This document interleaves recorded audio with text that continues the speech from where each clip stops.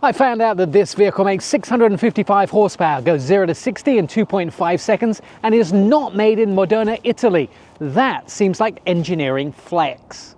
This Corvette mixes a big V8 with a small electric motor up front. Together they make 655 horsepower and send power to all four wheels. Translation, it launches like a rocket and grips like crazy. America put a man on the moon in the 1960s using computer power. This uses a 1.1 kilowatt-hour battery to bend physics.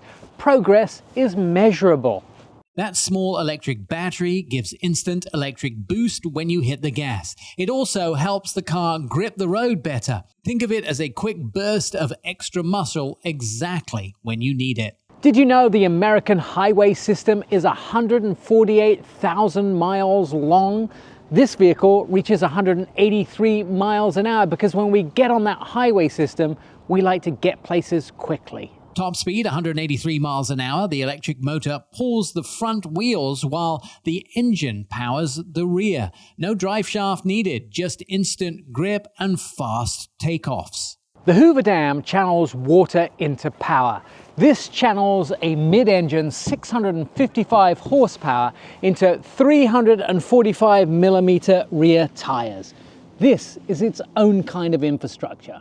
Those massive rear tires help the car stick to the road under hard acceleration. Suspension adjusts constantly so it feels smooth on the street, but sharp when you push it. GPS guides aircraft across continents. This uses performance traction management to guide torque across axles, slightly different destinations. The car constantly adjusts power between the front and back wheels. Inside, you also get premium seats, high-end materials, and a powerful sound system, so it's fast and comfortable. It will glide silently for about 4 miles, up to 45 miles an hour in stealth mode, which makes it the politest 655 horsepower car in the neighborhood. In quiet mode, it turns on electric power for short trips. No plugging in needed. It charges itself while driving. It's more about smooth driving than long electrical range. This offers 12.5 cubic feet of luggage space, which means that you can still chase lap times and still bring a little luggage. And that's so American. You get space in the front and back for bags. It's still quick, faster to 60 miles an hour than the Z06, and fuel economy is decent for something this powerful. Porsche builds precision instruments, Ferrari builds art, and the Ford GT, well, that's super interesting. But this builds performance at scale. That's what Americans do, and that's much harder. It starts around $120,000. That's a lot, but rivals cost twice as much. You're getting supercar speed without supercar pricing or headaches. America invented the microprocessor and the 747. We also built a hybrid sports car that works in the rain, that feels consistent.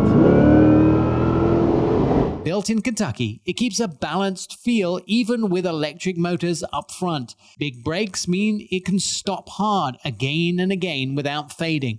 Germans engineer with precision, Italians with passion, and Americans engineer with accessibility and occasionally audacity. The mid-engine design keeps it stable and planted. Gas and electric power work together smoothly so it feels fast, natural, and easy to live with. Most buyers chase badges. This rewards buyers who understand engineering and still does 0 to 60 in 2.5 seconds. This car blends old-school V8 power with modern tech. It's fast, usable, and built to work every day, not just impress on paper.